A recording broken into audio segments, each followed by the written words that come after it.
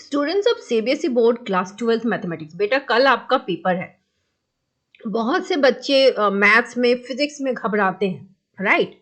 तो फिजिक्स में स्कोर तो जो पेपर गया वो तो गया। मैथ्स की बात करें तो मैथ्स में क्या होता है, exam is not just about how much you study but how strategically you prepare. कितना परफॉर्म करने के लिए आपने कितना स्ट्रेटेजी प्रिपेयर किया है। तो आपको बेसिक 5 स्ट्रेटेजी अगर मैं बताऊं तो एग्जाम का जो पेपर होगा बेटा, begin with your easy question. Carefully आप पहले क्वेश्चन पेपर रीड करते हो, आप उसमें से आइडेंटिफाई करो कि इजीएस्ट क्वेश्चन कौन सा है, यू स्टार्ट फ्रॉम दैट। उससे क्या होगा ना, आपका कॉन्फिडेंस बिल्डअप होगा। कॉन्फिडेंस बिल्डअप होगा, पॉजिटिविटी आएगी एंड जो चीजें भूली हुई होंगी वो भी आपको याद आ जाती हैं। So you create a positive momentum for the rest of your exam. Otherwise भारी क्वेश्चन है, डिफिकल्ट है, नहीं बन रहा है, टेंशन में जो आता है वो भी भूल जाते हैं। उसके बाद review long answers for mistake. जो लॉन्ग आंसर्स है जिनको मल्टीपल स्टेप्स हैं उसको आप रिव्यू करिए आफ्टर सॉल्विंग, ठीक है? क्योंकि अगर मिस्टेक होगा तो टाइम भी गया, एरर भी है और मार्क्स भी कटेंगे।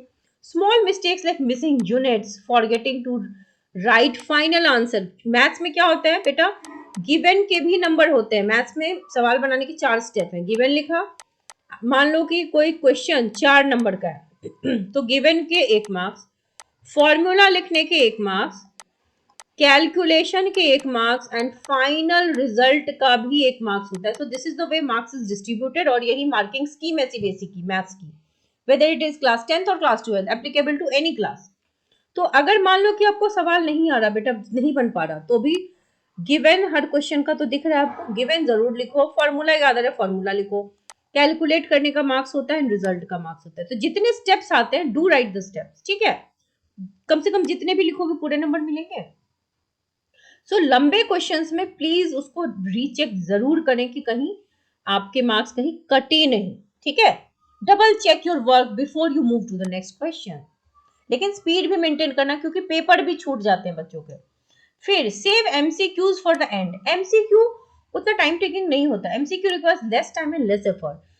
या तो क्विकली शुरू में कर डालो, ठीक है, शुरू में कर डालो, या फिर it is best to keep them at the end. Focus on the best energy on solving long step wise answers first, क्योंकि यहाँ पर ना स्टेप मार्किंग होती है, अटेम्प्ट के नंबर यही मिलते हैं। एमसीक्यू इज इधर राइट और रॉन्ग, ठीक है? So when you are mentally fresh, if you leave difficult time consuming questions for the last, you might make unnecessary mistakes due to exhaustion. Last में ना बड़े क्वेश्चंस नहीं सॉल्व होते, आप एग्जॉस्ट हो जाते हो। एग्जॉस्ट होता है ना बच्चा, 3 घंटा is more than enough to get exhausted, ठीक है? तो इसीलिए पहले जो डिफिकल्ट पार्ट है उसको करो, लास्ट में इजी रखते हैं कि किसी भी एग्जाम पे एप्लीकेबल है। Manage your time wisely. अब आपके पास एनालॉग वॉच तो होता ही होता है, सो अपना टाइम देखते रहिए, ठीक है? Effective time management is crucial in ensuring your complete paper with in the given time. आपका जो पेपर है आपको मेंटली प्रिपेयर होना है कि कम से कम आधा घंटा या 20 मिनट लास्ट के बचे ताकि रीचेक कर सके। तो मतलब समझो कि 2.5 घंटे में आपको पेपर कंप्लीट करना है। So keep an eye on the clock and pace, ठीक है? पेस बना के रखो, डिवाइड योर टाइम। जितने सेक्शंस हैं घर पे भी डिवाइड कर लो कि कौन से सेक्शन को कितना टाइम देना है और टाइम बचाओ लास्ट के लिए। एंड सबसे इंपॉर्टेंट चीज, you have to stay calm, stay confident. Stress जो है वो biggest reason for under performance है। कई बच्चे जानते बूझते अच्छा पढ़ के जाते हैं और खराब परफॉर्म करके आते हैं out of stress. So you have to believe in yourself, अपने ऊपर विश्वास रखिए, आप कर सकते हैं। यही कॉन्फिडेंस आपको अच्छा स्कोर करवाएगा। फॉर्मूला रिवाइज करके जाओ, एक वीडियो मैंने फॉर्मूला शीट की भी डाल दी है, 2-3 मिनट की वीडियो है, आप देख सकते हो। फॉर्मूला शीट रिवाइज हो जाएगा या आपके पास जो बुक है फॉर्मूला जहां से याद किया उसको देख के जाओ, ठीक है?